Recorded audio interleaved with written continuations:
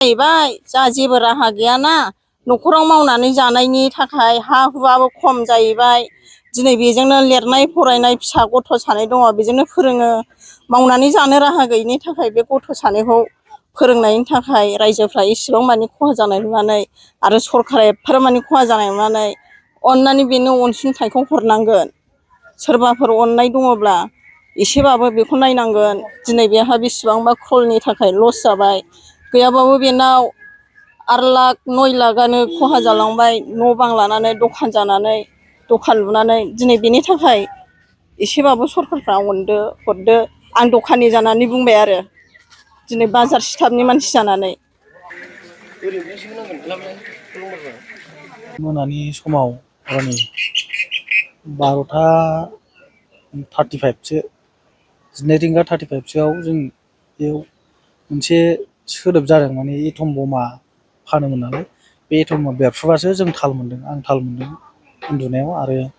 बे साखाथिनि अफिसनियाव आं सोंहरनायाव बे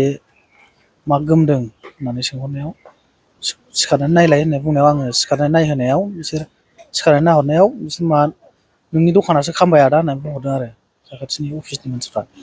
आं फोजाहरदों आरो बिसोरखौ फनजों बिदि आरो माब्रै जादों होननानै सानो बे जिथु जाब्रबथाय दाथ' जानायखौथ' मेगनजों रावबो नुवासै आं सोरखौ मा होननानै बुंनो रोंबावनो दाथ' रावखौबोथ' नुनाय जायासै मोनानि टाइमाव आरो खाथियाव रावबो गैयामोन जाहैबाय मा मा खहा जादों नोंथांनि बे दखानाव खहायाथ' गोबाङानो खहा जाबाय मथा मथि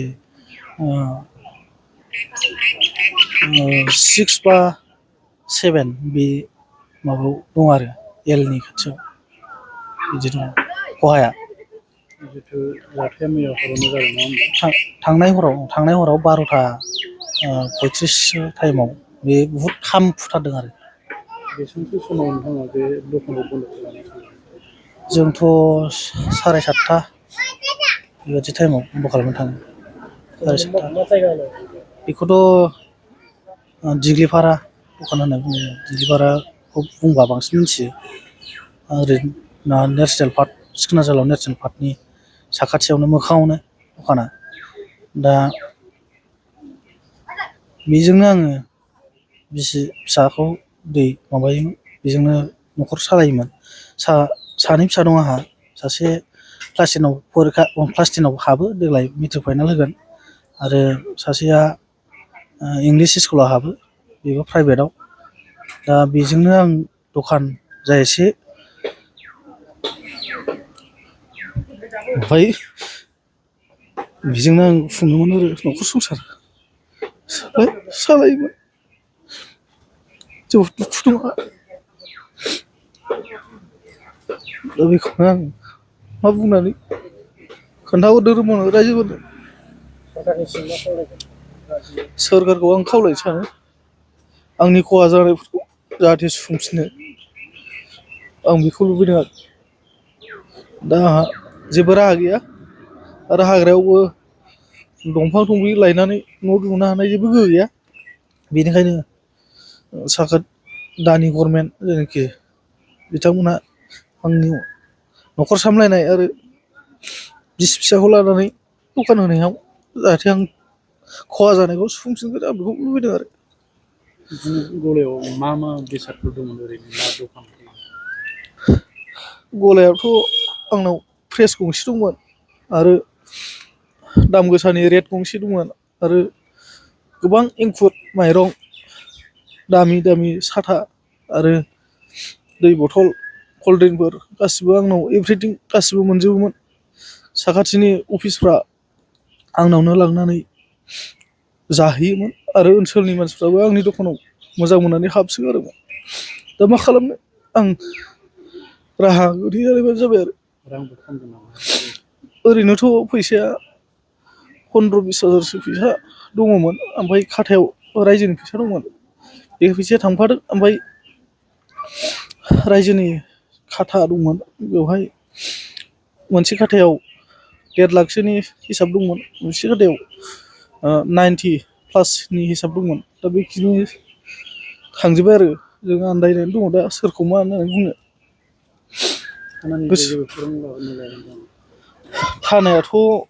खोन्थाहरदोंमोन साखाथिनि बिड अफिसनि इनसार्जआ माने हराव फैनानै बेखौ नायदिंदों नायफैदों ओमफ्राय रिपर्ट लांदों नाम लांदों एड्रेस लांदों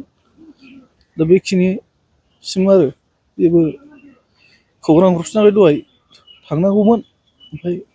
जों लेंहरबा फैनायखाय आं थांथ'नाय जायाखै बेखिनि आरो ला फंबाया दखानखौ मोजाङैनो होयोमोन होनाया जों बे ओनसोलनि मानसिफ्रा बिदिनो सोलियोमोन नाथाय बे फंबायनो दा दखाना खामबाय बे सरखारफ्रा अनोबा एसे अनसुंथाइ हरजागोन आरो बे फंबायनो जोंनि फंबायाथ' बिराद खहा जाबाय बे फंबायनो एसेबाबो सरखारा अनसुंथाइ हरनांगौ आं बेखौसो लुगैयो जाहाथे जोंना सरखारफ्राबो